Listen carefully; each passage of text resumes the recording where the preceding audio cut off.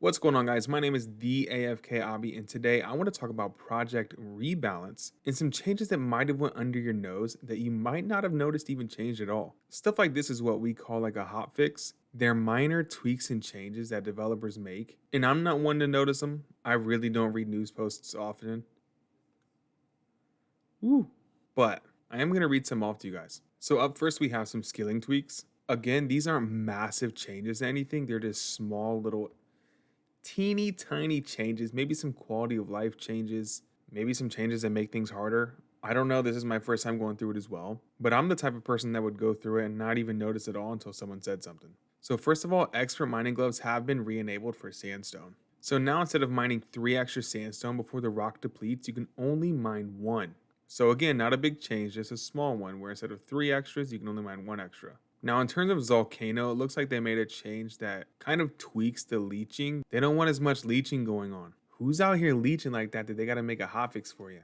So now all players must deal armor damage to Volcano. And then also the minimum contribution has also been raised. The Brimhaven Agility Dungeon also got a hotfix. There's now a delay when you re-enter the Brimhaven Agility Dungeon after teleporting out. So what players were basically doing is they would use the Achievement Diary Cape. They would repeatedly teleport out, re-enter, tag a pillar close to the entry ladder, and that would result in unexpectedly high XP rates. Who's doing this stuff? I'm getting 315 XP per cot? What is this?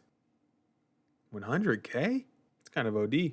Now, as a lot of you may know, because it was pretty popular, they reduced the fail rate when you're pickpocketing paladins, gnomes, and heroes. But apparently a lot of people still feel like that wasn't enough.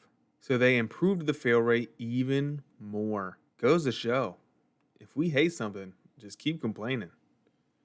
Because they'll probably change it. I'm not complaining. I'm not complaining. And now this kind of goes with what I said about sometimes it might be a change not so good. They said that they're quote unquote walking back on a change that they made to the Fever Spider loot table and ended up turning them into risk-free AFK moneymakers. What's wrong with that?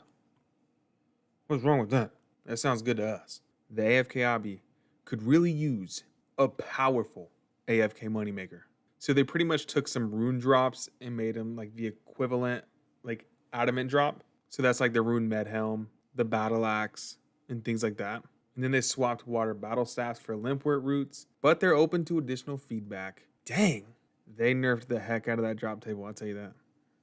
GG's.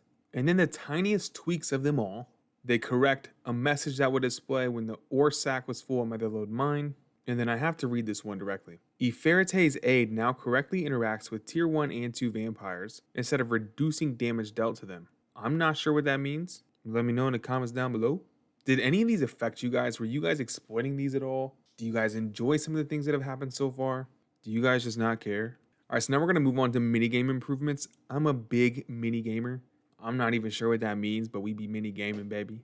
Now, these are a lot of quality of life updates for the minigames. So there's some big changes to Trouble Brewing. I'm going to put those on the screen right now. Please feel free to pause the video if Trouble Brewing is something that you enjoy playing. But for those who were just listening, capturing a monkey awards 15 agility and 1500 XP, increasing a boiler pressure awards 80 strength XP, lighting logs in the boiler now awards 320 firemaking XP, up from the 40 XP provided when adding logs to the boiler. Obtaining a bitter nut awards 160 hunter XP. Depositing a bitter nut into the hopper awards 640 cooking XP. Obtaining scrapey tree bark from logs awards 160 fletching XP. Depositing scrapey tree bark into the hopper awards 320 cooking XP. Obtaining sweet grubs awards 160 hunter XP. Depositing sweet grubs into the hopper awards 320 cooking XP. Adding your team's colored water to the hopper awards 320 cooking XP. And then figuring out how many of this results in rum earns you the gratitude of the entire community management team. I've never played Trouble Brewing, so let me know if you enjoy it in the comments down below. Oh, am I going to get this in time? No. Tough. Oh my god, I'm not going to get this one either. No, tough. I was spending too much time reading. Now, the currency in Trouble Brewing is called Pieces of 8.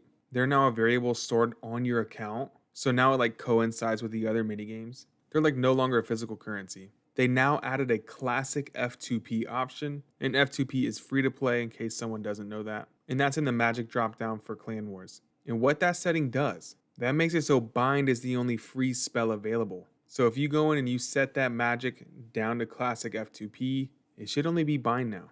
This one's exciting. Even though I'm done with farming, fully grown plants in Tith Farm no longer degrade. That's a beautiful thing. I used to be in the Tith on my phone, like, dude, clicking, not knowing if I'd get to things in time, sweating. This one's kind of cool for the competitive players out there. Tears of Guthix now displays your personal best when you're collecting tears. In the barrier for Guardians of the Rift, you know how frustrating it is staring at this eye. So it is now even more red when you can't join a game. And now they introduced a new red eye open variant for scenarios where there's already 200 players in the game. I can truthfully say that I do not miss Guardians of the Rift.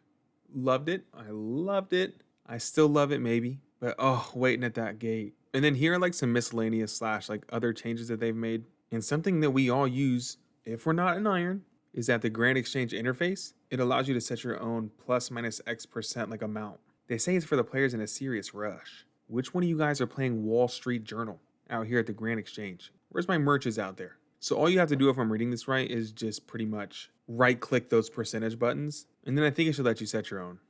Do I have to go somewhere else? All these traps just like went bad. Now next is a change to Theater of Blood. Still sounds like the most crazy heavy metal musical I've ever heard. And the first change is how Verzik scales to only one player remaining in normal mode. I guess that was like a proposition laid out, but then a different team worked on it, so it got done a little quicker. I'm gonna have to read this straight from the newsletter. If only one player remains during normal mode, Verzik's P2, only one Nilicus Matomenes, the red one, will spawn as in hard mode. What does that mean? And if only one player remains during normal mode, Verzik's P2, the lightning ball damage is capped as in hard mode. And then they list a couple of other minor tweaks. I'm going to put those on the screen, but for those listening, a warning message has been added to prevent players from accidentally choosing to release a mature Teku Salamander. The troll tunnels leading up to Trollwise, encountered during the Troll Romance quest, have been restored to single-way combat. This is to correct an error in a recent update where they accidentally made it multi-combat. Who figured that one out? The Staff of the Dead special attack effect is now cleared when using a rejuvenation pool inside your POH.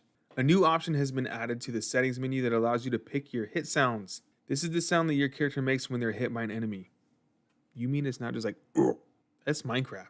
Ooh, ooh, ooh. What the heck do we sound like when we get hit? Chkink. Ew.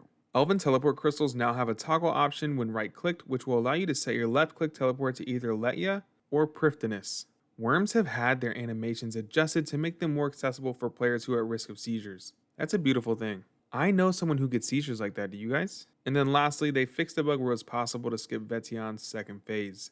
Is that how you pronounce it? Vetions? Veshins? Veteons? Why is that hard for me? You guys always rag me about pronunciation too. Time to try to run all the way down with 350k worth of chins.